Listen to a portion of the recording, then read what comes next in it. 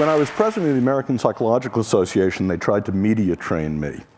And an encounter I had with CNN summarizes what I'm going to be talking about today, which is the 11th reason to be optimistic. The editor of Discover told us 10 of them.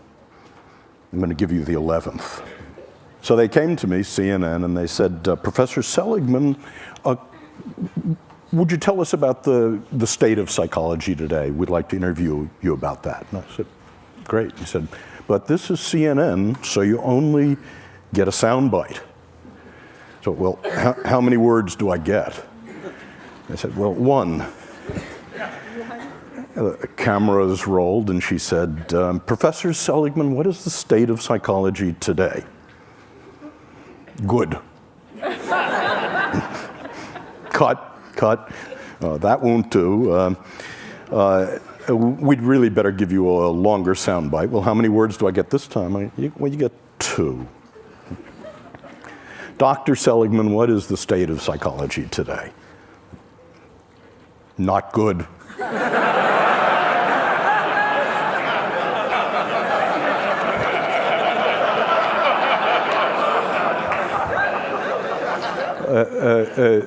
Look, Dr. Seligman, we can see you're really not comfortable in this medium. We'd better give you a real soundbite. This time you can have 3 words. And, Professor Seligman, what is the state of psychology today? Not good enough. And that's what I'm going to be talking about. I want to say why psychology was good, why it was not good, and how it may become, in the next 10 years, good enough. And by parallel summary, I want to say the same thing about technology, about entertainment and design, because I think the issues are very similar. So why was psychology good? Well, for more than 60 years, psychology worked within the disease model. 10 years ago when I was on an airplane and I introduced myself to my seatmate and told them what I did, they'd move away from me. And because quite rightly, they were saying psychology is about finding what's wrong with you, spot the loony. And now when I tell people what I do, they move toward me. And what was good about psychology, about the $30 billion investment NIMH made, about working in the disease model, about what you mean by psychology, is that 60 years ago, none of the disorders were treatable. It was entirely smoke and mirrors. And now 14 of the disorders are treatable, 2 of them actually curable. And the other thing that happened is that a science developed, a science of mental illness, that we found out that we could take fuzzy concepts like depression, alcoholism, and measure them with rigor. That we could create a classification of the mental illnesses, that we could understand the causality of the mental illnesses. We could look across time at the same people, for example, who are genetically vulnerable to schizophrenia, and ask what the contribution of mothering, of genetics are. And we could isolate third variables by doing experiments on the mental illnesses. And best of all, we were able in the last 50 years to invent drug treatments and psychological treatments. And then we were able to test them rigorously in random assignment, placebo-controlled designs, throw out the things that didn't work, keep the things that actively did. And the conclusion of that is that psychology and psychiatry of the last 60 years can actually claim that we can make miserable people less miserable. And I think that's terrific. I'm proud of it. But what was not good, the consequences of that, were 3 things. The first was moral, that psychologists and psychiatrists became victimologists, pathologizers, that our view of human nature was that if you were in trouble, bricks fell on you. And we forgot that people made choices and decisions. We forgot responsibility. That was the first cost. The second cost was that we forgot about you people. We forgot about improving normal lives. We forgot about a mission to make relatively untroubled people happier, more fulfilled, more productive. And Genius, high talent, became a dirty word. No one works on that. And the third problem about the disease model is in our rush to do something about people in trouble, in our rush to do something about repairing damage, it never occurred to us to develop interventions to make people happier, positive interventions. So that was not good. And so that's what led people like Nancy Etkoff, Dan Gilbert, Mike Csikszentmihalyi, and myself to work in something I call positive psychology, which has three aims. The first is that psychology should be just as concerned with human strength as it is with weakness. It should be just as concerned with building strength as with repairing damage. It should be interested in the best things in life, and it should be just as concerned with making the lives of normal people fulfilling and with genius, with nurturing high talent. So in the last 10 years, and the hope for the future, we've seen the beginnings of a science of positive psychology, a science of what makes life worth living. It turns out that we can measure different forms of happiness, and any of you for free can go to that website and take the entire panoply of tests of happiness. You can ask, how do you stack up for positive emotion, for meaning, for flow, against literally tens of thousands of other people. We created the opposite of the diagnostic manual of the insanities, a classification of the strengths and virtues that looks at the sex ratio, how they're defined, how to diagnose them, what builds them and what gets in their way. We found that we could discover the causation of the positive states, the relationship between left hemispheric activity and right hemispheric activity as a cause of happiness. I've spent my life working on extremely miserable people, and I've asked the question, how do extremely miserable people differ from the rest of you? And starting about 6 years ago, we asked about extremely happy people, and how do they differ from the rest of us? And it turns out there's one way, very surprising, they're not more religious, they're not in better shape, they don't have more money, they're not better looking, they don't have more good events and fewer bad events. The one way in which they differ, they're extremely social. They don't sit in seminars on Saturday morning. They don't spend time alone. Each of them is in a romantic relationship, and each has a rich repertoire of friends. But watch out here.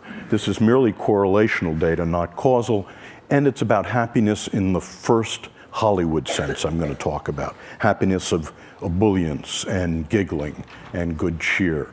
And I'm going to suggest to you that's not nearly enough in just a moment.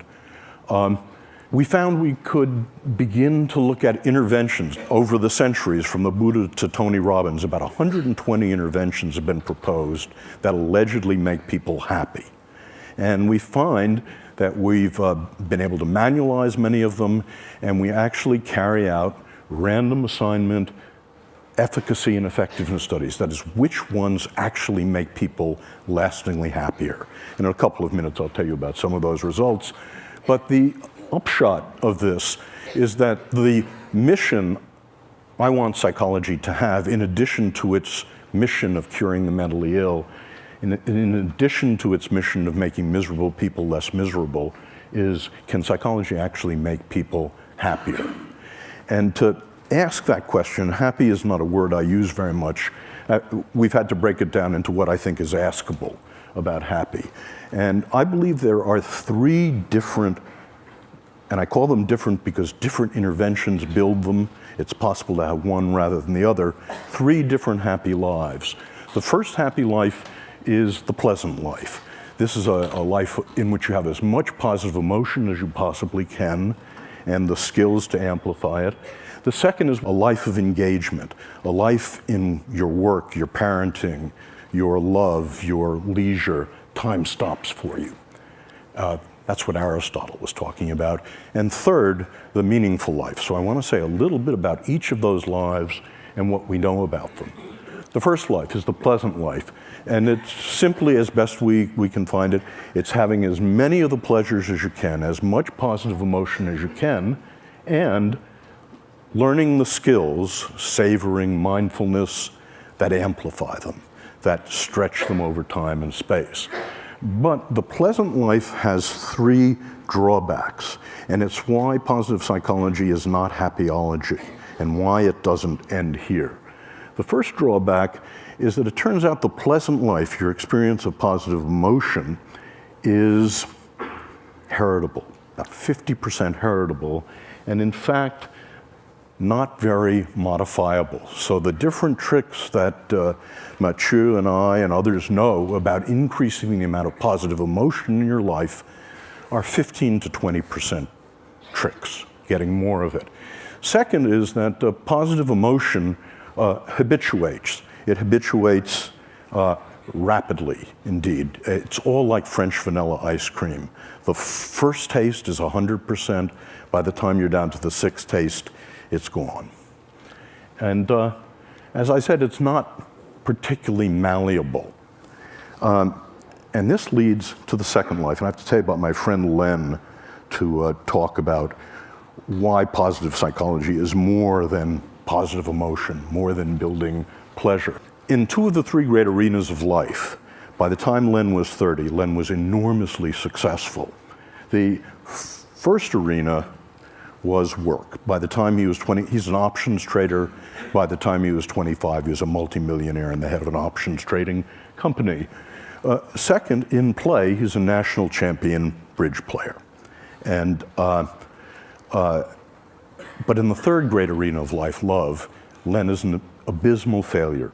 And the reason he was that Len is a cold fish. Len is an introvert.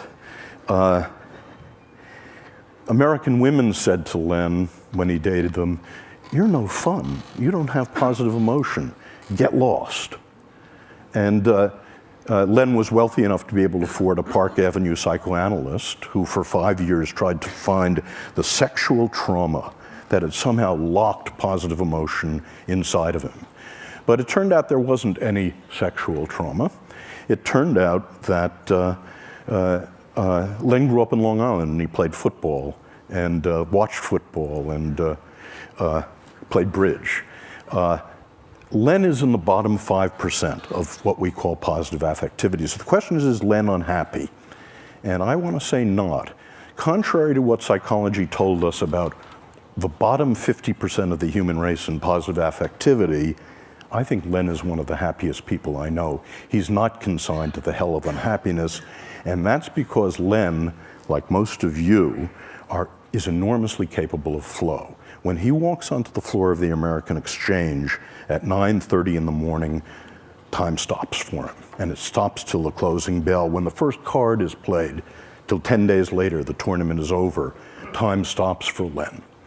And this is indeed what Mike Csikszentmihalyi has been talking about flow, and it's distinct from pleasure in a very important way. Pleasure has raw feels. You know it's happening. It's thought and feeling. But what Mike told you yesterday, during flow, you can't feel anything. You're one with the music. Time stops. You have intense concentration. And this is indeed the characteristic of what we think of as the good life. And we think there's a recipe for it, and it's knowing what your highest strengths are. And again, there's a valid test of what your 5 highest strengths are, and then recrafting your life to use them as much as you possibly can. Recrafting your work, your love, your play, your friendship, your parenting. Just one example. One person I worked with was a bagger at Gennardi's. Hated the job. She's working her way through college. Her highest strength was social intelligence. So she recrafted bagging to make the encounter with her the social highlight of every customer's day.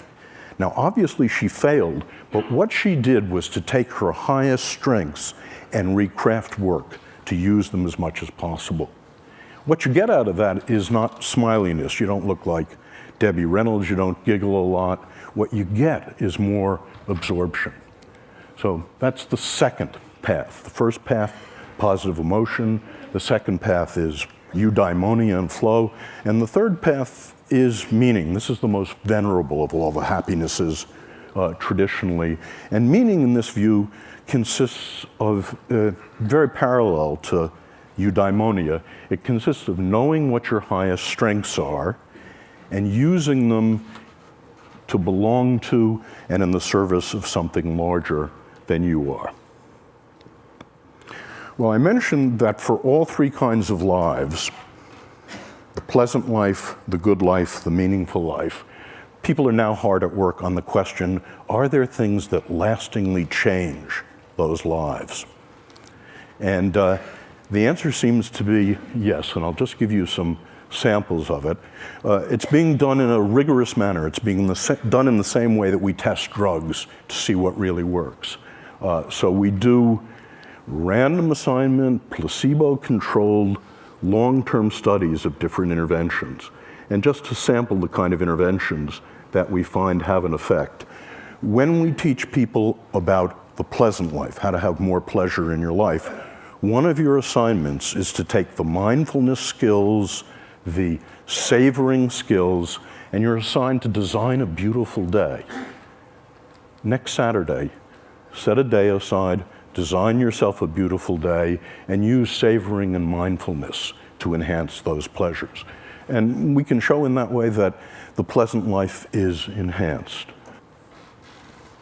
Gratitude visit. I want you all to do this with me now, if you would. Close your eyes. I'd like you to remember someone who did something enormously important that changed your life in the good direction, who you never properly thanked. Person has to be alive. Okay? Now, okay, you can open your eyes. I hope all of you have such a person. Your assignment when you're learning the gratitude visit is to write a 300-word testimonial to that person, call them on the phone in Phoenix, ask if you can visit, don't tell them why, show up at their door, you read the testimonial. Everyone weeps when this happens. And what happens is when we test people 1 week later, a month later, 3 months later, they're both happier and less depressed. Another example is a strength state in which we get couples to identify their highest strengths on the strengths test and then to design an evening in which they both use their strengths. And we find this is a strengthener of relationships. And fun versus philanthropy, but it's so heartening to be in a group like this in which so many of you have turned your lives to philanthropy. Well, my undergraduates and the people I work with haven't discovered this, so we actually have people do something altruistic and do something fun, and to contrast it. And what you find is when you do something fun, it has a square wave walk set. When you do something philanthropic to help another person, it lasts and it lasts. So those are examples of positive interventions. So the next to last thing I want to say is we're interested in how much life satisfaction people have. This is really what you're about. And that's our target variable.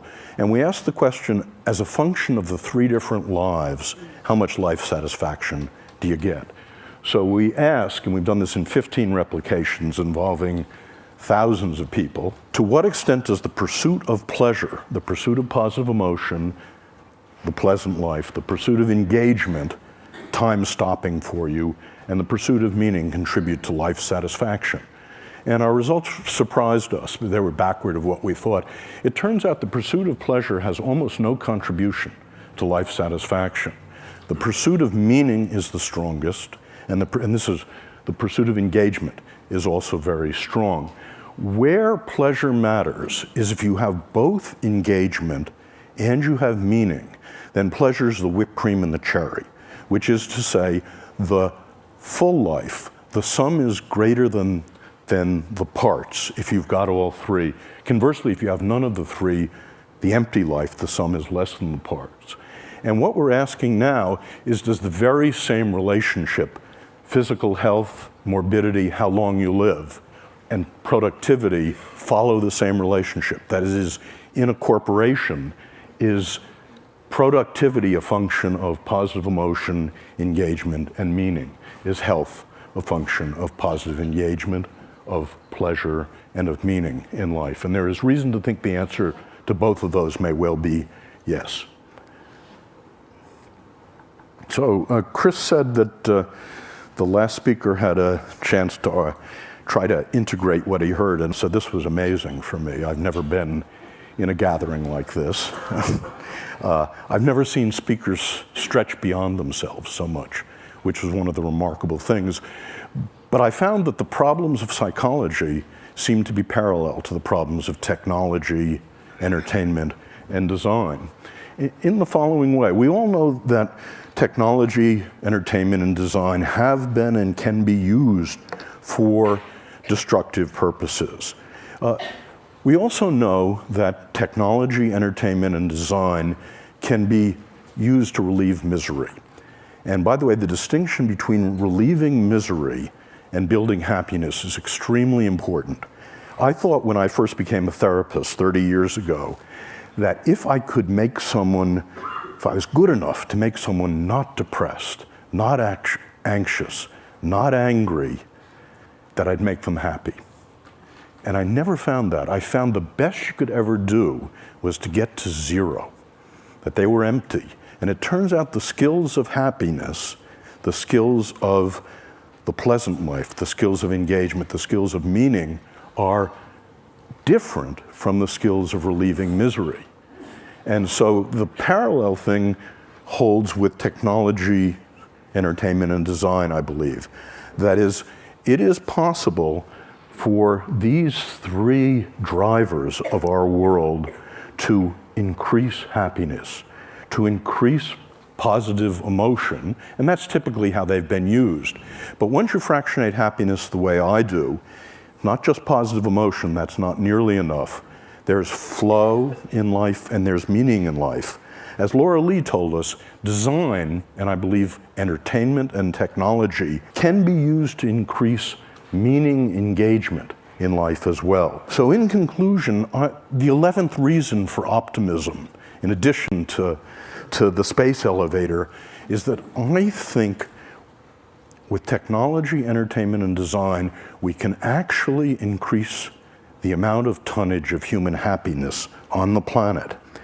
And if technology can, in the next decade or two, increase the pleasant life, the good life, and the meaningful life, it will be good enough.